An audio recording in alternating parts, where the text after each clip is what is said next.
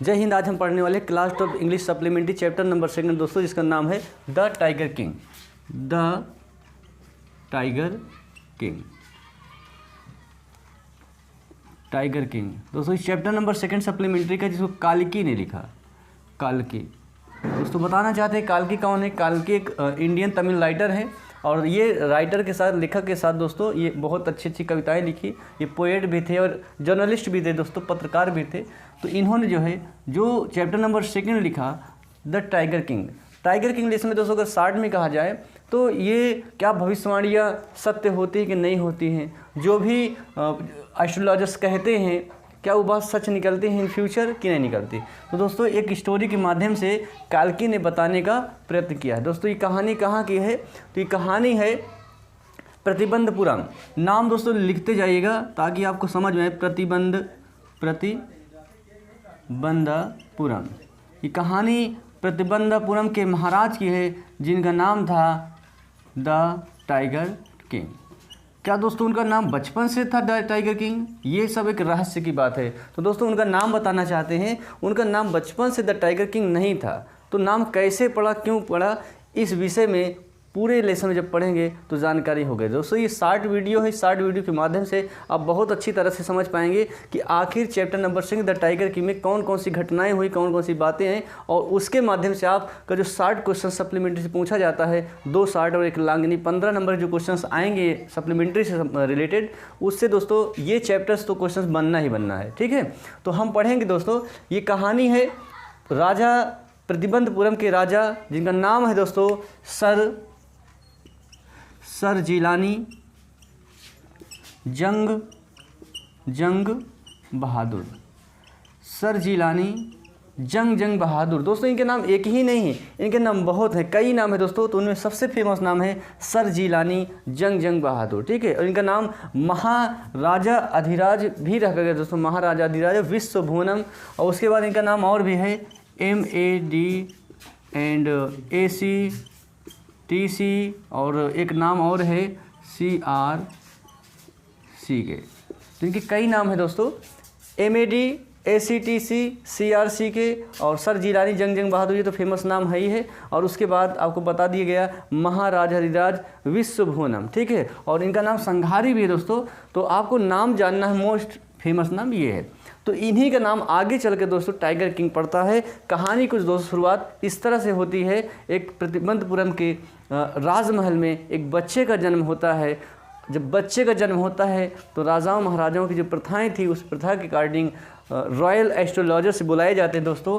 लिखते जाइएगा, थोड़ा समझेंगे। रॉयल एस्ट्रोलॉजर जो दोस्तों भविष्य करने वाले होते हैं, उनको एस्ट्रोलॉजर कहा जाता है। आप ये बात जान लीजिए। एस्ट्रोलॉजर मीन्स होता है ज्योतिषी। ठीक है दोस्तों, ज्योतिषी। तो ज्योतिषी लोगों को बुलाया जाता है, और ज्योतिषी उनमें से एक ज्योतिषी बच्चे को देखकर, जो मात्र 10 दिन का बच्चा था, उसको न्यू बॉर्न चाइल्ड के लिए ही जाते हैं ज्योतिषी लोग, और मात्र 10 दिन का बच्चा जो था उसको देखकर इनमें से एक एस्ट्रोलॉजर्स ने कहा कि ये बच्चा आगे चलकर योद्धाओं में योद्धा बनेगा, नायकों में नायक बनेगा, और वीरों में वीर होगा, और बात ये है बाद में इसकी मृत्यु हो जाएगी। दोस्तों मृत्यु होना स्वाभाविक था, तो इसमें पूरे कोर्टियर में, पूरे दरबार में किसी का ध्यान ना गया। उसके बाद वो मात्र 10 दिन का नवजात शिशु बोलता है, हे प्रॉफिट, मुझे बताओ तो सही कि मेरी मृत्यु कैसे होगी। अब दोस्तों पूरे दरबार में सब लोग असमंजस में पड़ गए, बड़े सरप्राइजिंग में पड़ गए कि हो क्या गया। मात्र 10 दिन का बच्चा, ये तो पहला ही एक खतरनाक इंसिडेंट हो गया जिसको भरोसा नहीं किया जा सकता। क्या 10 दिन का बालक भी बोल सकता है? उसके बाद वो लड़का कहता है, ठीक है आप बताइए तो सही मेरी मृत्यु कैसे होगी। तभी एस्ट्रोलॉजर ने कहा, हे बालक, तुम्हारी मृत्यु का कारण, क्योंकि तुम बुल यार्ड में पैदा हुए, आप बुल यार्ड में पैदा हुए, और बुल यार्ड का जो एनिमी होता है वो होता है एनिमल मतलब जानवर, इसलिए तुम्हारी मृत्यु जानवर से होगी, और उस जानवर का नाम है टाइगर। तो बोले कोई दिक्कत की बात नहीं है, वो हम आगे चल के देख लेंगे। दोस्तों यहीं से एस्ट्रोलॉजर की कहानी कंप्लीट हो जाती है। उसके बाद उस बच्चे का लालन पालन चालू हो जाता है। उस बच्चे का लालन पालन पूरा इंग्लिश वे में करते हैं, मीन्स अंग्रेजी तरीके से, मतलब उसका खाने का तरीका अंग्रेज़ों का, पीने का तरीका अंग्रेज़ों का, मतलब जितनी चीज़ थी, कपड़े पहनने का, जो भी उसके शौक़ थे, वो सारे इंग्लिश टाइप के थे, ठीक है। और उसका लालन पालन होता गया। आफ्टर एजुकेशन पूरा सब कुछ तैयार करने के बाद एक दिन ऐसा आता है जब वो लड़का आफ्टर 20 साल बाद राजकुमार जो था उसे राजा बनाया जाता है। 20 साल बाद, जब 20 साल बाद वो लड़का पूरी तरह शिक्षा दीक्षा लेकर वापस आता है तो उस राजकुमार को राजा बनाया जाता है। अब जब राजा बनाया जाता है उसी टाइम चारों ओर ये फैल जाता है कि हमारे महाराजा तो बन गए हैं, पर इन महाराजा की जो मृत्यु का कारण था वो पहले ही पता चल चुका था कि इनकी मृत्यु हो जाएगी जब ये राजा बनेंगे, और इनकी मृत्यु का कारण बनेगा टाइगर, ठीक है। अब यह बात हमारे राजा सर जिलानी जंग बहादुर जी के पास पहुंचती है। वो कहते हैं अच्छा ऐसी बात है, मेरी मृत्यु का कारण टाइगर है तो मैं टाइगर को ही मारूंगा। और वो शिकार पर चले जाते हैं और जाके जंगल से शिकार पर जाने के बाद वहाँ शिकार करते हैं एक टाइगर मार कर आते हैं। और उसके बाद उसको महल में लाया जाता है और उस ज्योतिषी को बुलाया जाता है जिसने ये भविष्यवाणी किया था कि आपकी मृत्यु टाइगर से होगी। उसके बाद वह ज्योतिषी को बुलाया जाता है। जब वो ज्योतिषी आता है तो वो कहता है हे राजन आप परेशान न होइए, ओ किंग इसमें बहुत सरप्राइजिंग की बात नहीं है। आपने आज जो एक टाइगर मारा है इसी वे में, सेम मैनर में आप 99 टाइगर मार लोगे। आप 99 टाइगर इसी वे में मारोगे जैसे आज आपने मारा है, 99 टाइगर मार लोगे। पर बात जब 100वें टाइगर की आएगी, जब बात 100th टाइगर की आएगी, वहीं पर दोस्त आपको खतरा है। 100वें टाइगर से आपको खतरा होगा। अब उसके बाद महाराजा जी यहीं से खामोश हो जाते हैं और कहते हैं ऐसा नहीं हो सकता। जब ऐसा नहीं हो सकता हमारे सर जिलानी जंग बहादुर जी कहते हैं तो ज्योतिषी कहता है अगर मेरी भविष्यवाणी सत्य ना हुई, अगर आप 100वें बाघ से ना मरे तो याद रखना मैं अपने चोटी को कटवा दूंगा, मैं अपनी जो ज्योतिषी की किताबें हैं इनको मैं जला दूंगा और मैं कोई बीमा एजेंट का काम करने लगूंगा। दोस्तों मैं कभी जो है क्या काम नहीं करूंगा, ज्योतिषी का काम बंद कर दूंगा।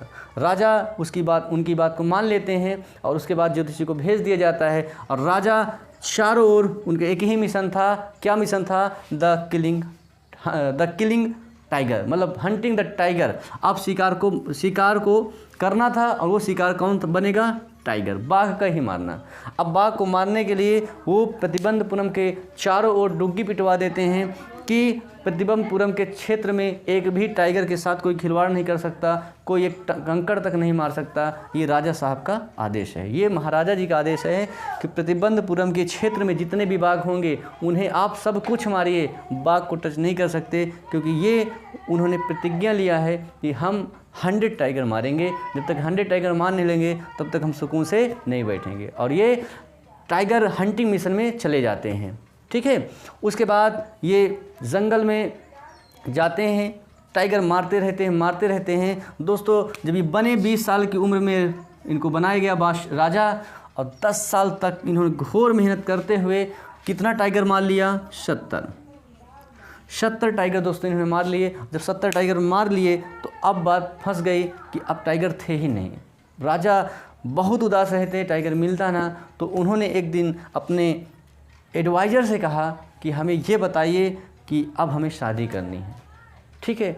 अब जब उन्होंने कहा हमें शादी करनी है तो उसके पहले थोड़ा दोस्तों एक बात और हुई थी। इसी दरमियान एक ब्रिटिश ऑफिसर कहता है कि हम प्रतिबंधपुरम के क्षेत्र में टाइगर मारना चाहते हैं। अब वो मसला ये था क्योंकि यहाँ ज़्यादा टाइगर थे नहीं, तो इन्होंने कहा देखिए आप इस क्षेत्र में टाइगर को नहीं मार सकते, आप चूहा मार लीजिए, आप कुत्ता मार लीजिए, आप कोई जानवर मार सकते हैं, आप मच्छर मार लीजिए, पर हम टाइगर मारने नहीं देंगे। ऐसा लेटर ब्रिटिश ऑफिसर के पास भिजवा दिया जाता है। अब जब ब्रिटिश अधिकारी उसको पढ़ते हैं फिर उसके बाद भेजते हैं कि ठीक है टाइगर ना मारेंगे पर टाइगर मारना आप, उसके बाद फ़ोटो हमारे साहब खिंचवा लेंगे। तो बोले ऐसा नहीं होगा, ऐसा हो गया तो आए दिन लोग फ़ोटो ही खींचेंगे, तो फिर ये गड़बड़ हो जाएगा। फिर उसके बाद लिख के भेज देते हैं ऐसा नहीं होगा। पर इस बात को जब भेजते हैं राजा साहब सोच पड़ जाते हैं कि कहीं ऐसा न हो कि ब्रिटिश हुकूमत हम पर विद्रोह करके हमारे राज्य को हड़प ले, इसलिए वह डर जाते हैं और मंत्री को बुलाते हैं कि एक काम करिए, वो जो ऑफिसर की पत्नी है उसके लिए हम डायमंड का क्या मंगवाते हैं, रिंग, डायमंड रिंग मंगवाते हैं और उसको हम भेजेंगे कहाँ पास, ऑफिसर की पत्नी को। और वो जाते हैं अपना मार्केट से लाते हैं 50 रिंग, ठीक है, 50 डायमंड रिंग लाई जाती है। और उस 50 डायमंड रिंग में दोस्तों उनकी जो कीमत कहते हैं उस टाइम 3 लाख रुपए के आसपास थी, 3 लाख के आसपास उसकी कीमत थी। उन 50 रिंग को पूरा भिजवा दिया जाता है कहाँ पास, जो ब्रिटिश अधिकारी थे उनकी पत्नी के पास। अब वो पिछली जो पत्नी थी वो 1-2 रिंग नहीं लेती, 50 के 50 रख लेती हैं। अब ये बात महाराजा को पता चलती है, महाराजा शॉक हो जाते हैं, अरे इतना महंगा। फिर भी खुश होते हैं, कोई बात नहीं, जाने दीजिए, रिंग है, रिंग तो हम फिर कमा लेंगे, पैसा फिर आ जाएगा, बट अगर हमारा राज्य छिन जाता तो हम कहीं के ना होते, ठीक है। अब उसके बाद यहीं से ब्रिटिश अधिकारी का काम ख़त्म। अब स्टोरी पहुंचती है जब ये अपने राज्य में 70 टाइगर मार लेते हैं और इन्हें टाइगर नहीं मिलता, ये बड़ा टेंशन में हो जाते हैं और अपने मंत्री से कहते हैं मंत्री हमें शादी करनी है। मंत्री साहब जवाब देते हैं हमारी शादी हो गई है। उसके बाद बोलते हैं तुमसे नहीं करनी, हमें बाघ से, हमारा काम बाघ से है।